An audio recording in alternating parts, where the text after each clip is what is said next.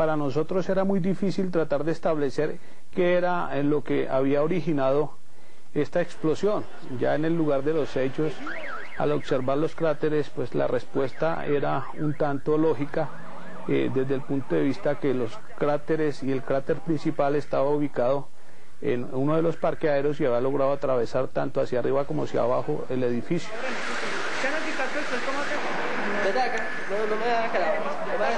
La misma noche del atentado, técnicos norteamericanos de la ATF, Agencia de Alcohol, Tabaco y Armas de Fuego, altamente especializados en esta clase de atentados, tomaron contacto con las autoridades colombianas. Ellos inmediatamente al día siguiente llegaron con unos equipos muy sofisticados y nos pudieron dar la clave de un vehículo que, por cierto, era muy difícil de identificar porque estaba junto a otro que también tenía características similares.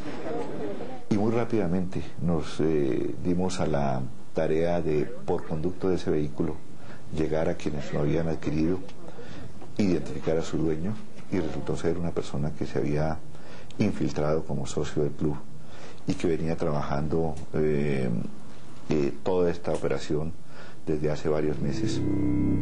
John Freddy Arellán Barajas, 26 años. Era conocido en algunos clubes de Bogotá como profesor de squash.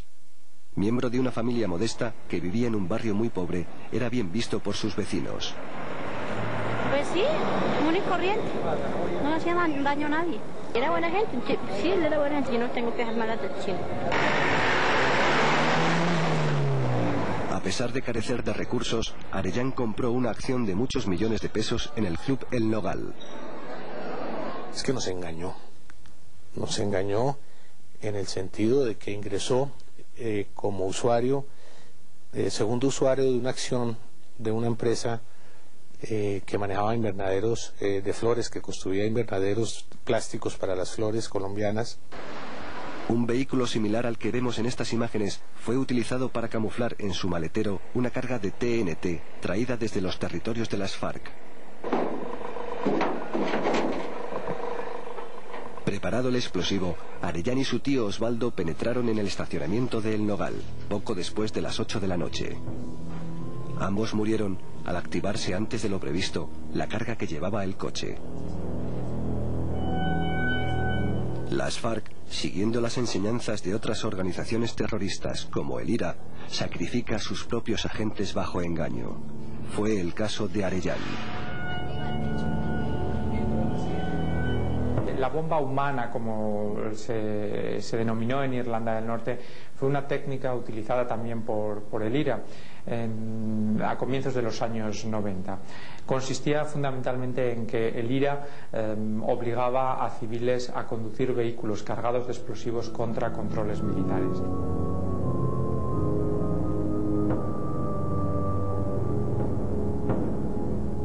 Fue un tipo de operación tremendamente cruel, brutal y que desató una gran repulsa social.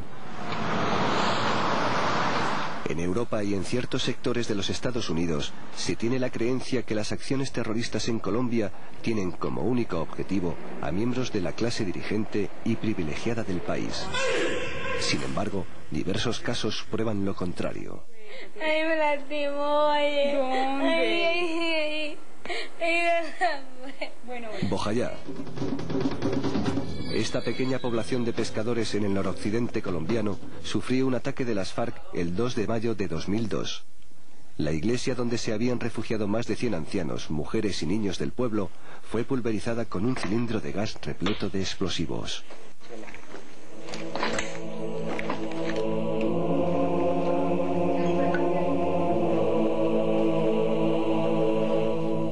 El dolor más grande que se ha visto en el mundo es este.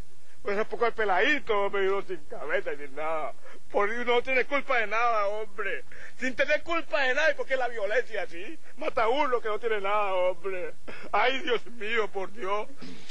Este zapatico muestra a un niño, y así como este, fueron asesinados 44 niños.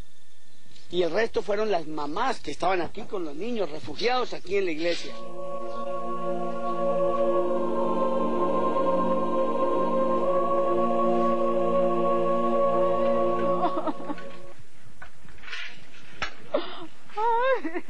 Otra evidencia de que el terrorismo golpea a todos los niveles de la sociedad colombiana se produjo el 7 de agosto de 2002. Ese día, Álvaro Uribe Vélez tomaba posesión de su cargo como presidente de la República. Inesperadamente, varios cohetes fueron disparados contra el Palacio Presidencial.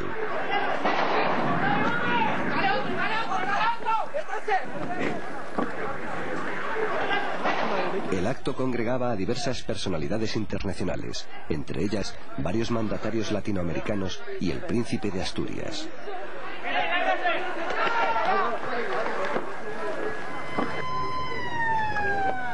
Dos de los proyectiles cayeron sobre uno de los sectores más pobres de la capital, el Cartucho.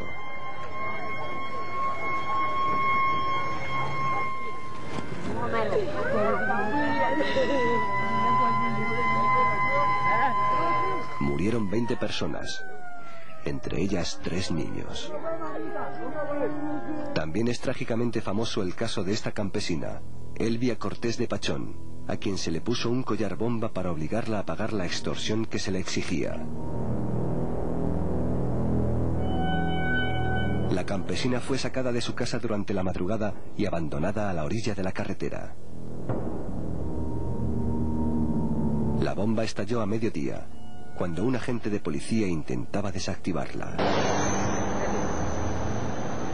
Mejor suerte tuvo Jesús Orlando Guerrero, ganadero venezolano a quien las FARC le colocaron un collar bomba en el que estaban inscritas las iniciales de la organización. Otra técnica, copiada de la Guerra Civil Española y usada en Irak contra las tropas extranjeras, el caballo o burro bomba, ha sido utilizado por las FARC para aterrorizar a la población campesina que no se pliega a sus exigencias. Como ocurrió en el pequeño municipio andino de Chita, al oriente del país. Yo llego ahí a la esquina y el caballo se paseaba y se retorcía y se estiraba y se le botaba a uno que le diera un alivio. Y el muchacho del frente, que fue el que murió, él lo enderezó.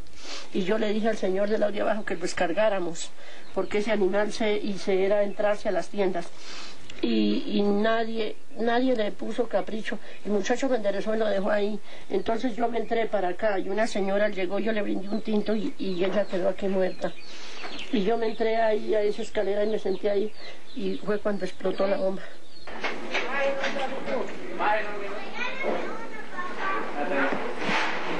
Que esta violencia termine, que no nos acaben así a los más humildes, a los más desprotegidos, a los mendigos, que no solamente pedimos la voluntad y la misericordia de mi Dios omnipotente.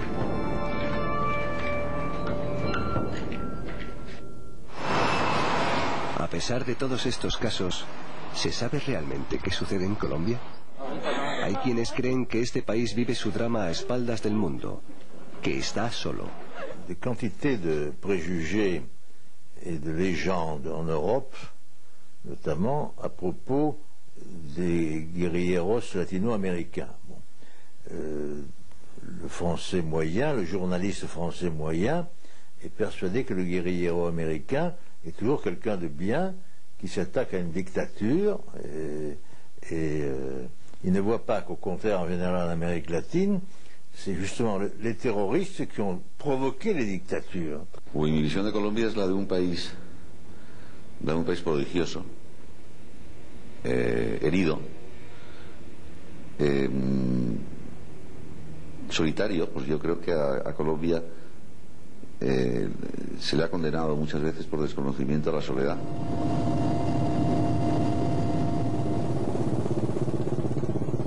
Una nación que está resistiendo, pues de una forma heroica, las acometidas del terrorismo y del narcotráfico. Yo creo que hay un aparato de propaganda de la izquierda internacional que ha romantizado a Che Guevara, al Baader-Meinhof, a la Brigate Rosse, a la propia ETA, que es nada más que una estrategia de carácter político. Ante ustedes, los soldados heridos de combate del... Las innumerables víctimas del terrorismo en Colombia son apenas conocidas para el mundo. Como su valor y arrojo no tuvo límites.